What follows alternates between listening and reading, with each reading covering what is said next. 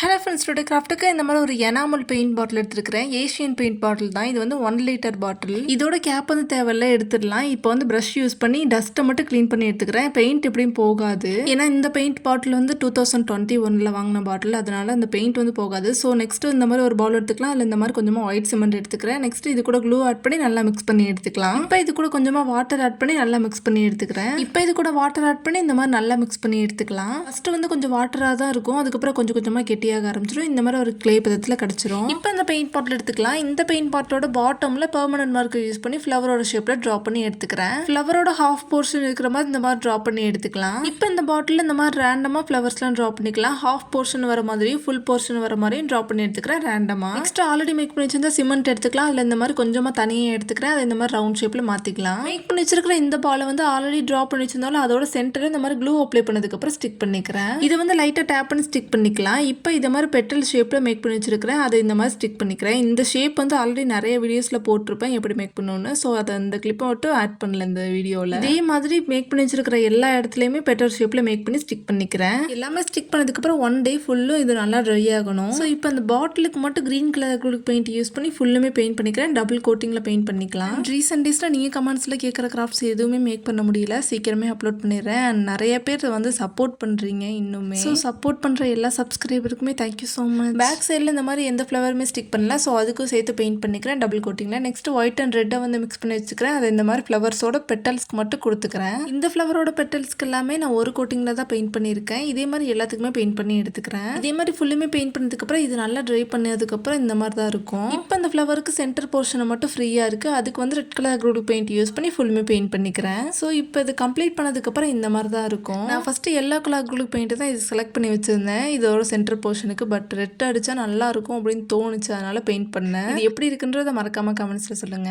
இந்த மாதிரி plan holder make பண்ற கிராஃப்ட்ஸ் எல்லாமே பிளான்டர் சீரிஸ்ன்ற பிளேலிஸ்ட் ஸ்டார்ட் பண்ணி தேவைன்றவங்க செக் பண்ணிக்கோங்க. இந்த கிராஃப்ட் உங்களுக்கு பிடிச்சிருந்துச்சுன்னா மறக்காம ஃபாலோ பண்ணிக்கோங்க. வீடியோஸ் பிடிச்சிருந்துச்சுன்னா மறக்காம லைக் பண்ணிக்கோங்க. தேங்க்ஸ் ஃபார் வாட்சிங்.